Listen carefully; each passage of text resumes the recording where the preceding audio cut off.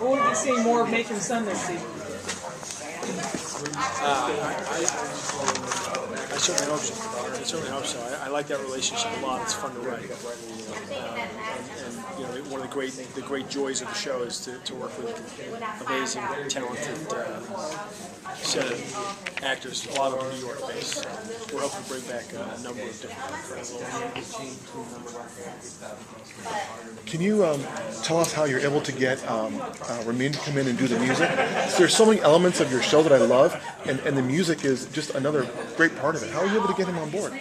We met with some fantastic composers. We got very lucky. Ramin had worked a little bit on the Batman Begins score. Okay. And I called my brother and said, if I gotta hire a composer for the show, who should I look at? He said, top of the list, first name out, Ramin Djawadi.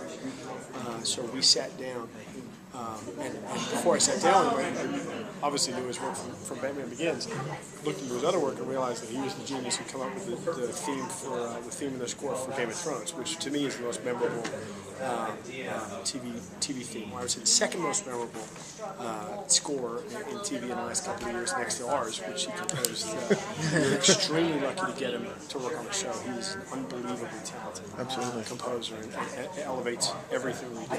How different is it for you when you are working in a film project or in a TV project? How differently you plan? Very different. In TV, people have to listen to me. In film, it's purely optional. No, it's TV is naturally. I think these things are all logical. Film is a director's medium.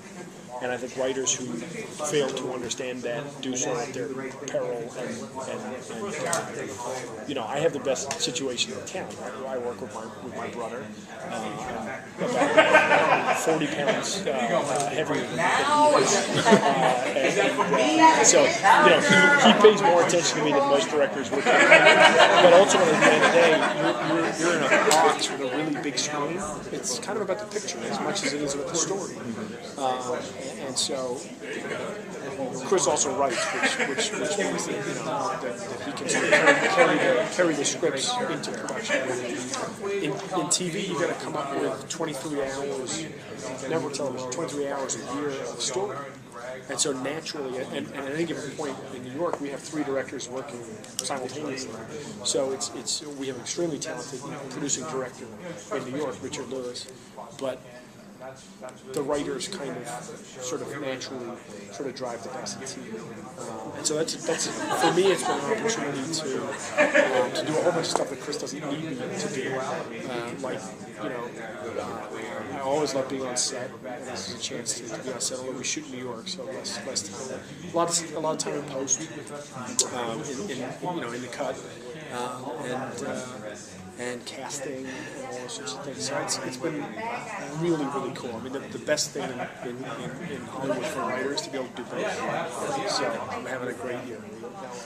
And from a writing perspective, you've attracted so many great actors. You have Mr. Margolis, you have Anna Faris, you have Paige, Turco. I think we consistently have the best cast on TV. With our 4 regulars who are amazing and our guest cast. It's just and a lot of New York-based actors who you don't necessarily often get a chance to work with. Absolutely. Sorry, I interrupted. No, it's okay. I love the look of the show, especially when you see it through the various cameras. How did you come up with that concept that there was going to be a machine that could spit out numbers, and then the look of each scene being so different with the numbers at the top and looking down at an obvious street scene? How did you come up with that concept? I grew up in England until I was about 11 years old. I lived in London. My mom still lives there. And in the 80s, cameras went up everywhere. It was a response to the troubles. IRA attacks in and around England, 1980. So they just put cameras, CCTV everywhere. And as a kid, you figured out pretty quickly no one's actually watching those cameras because you had to have a human operator. Someone had to put up 1,000 cameras. You only hired 2 people to watch it. They're not watching. So my friends and my mates and I figured out pretty quickly that you kind of get away with whatever you wanted. When I moved to the States, there weren't any cameras. I moved to Chicago in '87. There weren't any cameras anywhere. We had private security cameras for comedians, sort of. Otherwise, you didn't see it.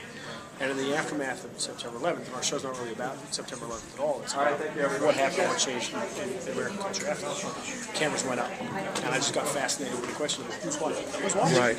Right. And there will come a point at which someone is watching all those cameras, but it won't be a human being. It's a fascinating subject, and it's a great show. Thank you, everybody. You did a great job on it. Thank you. Bye, guys.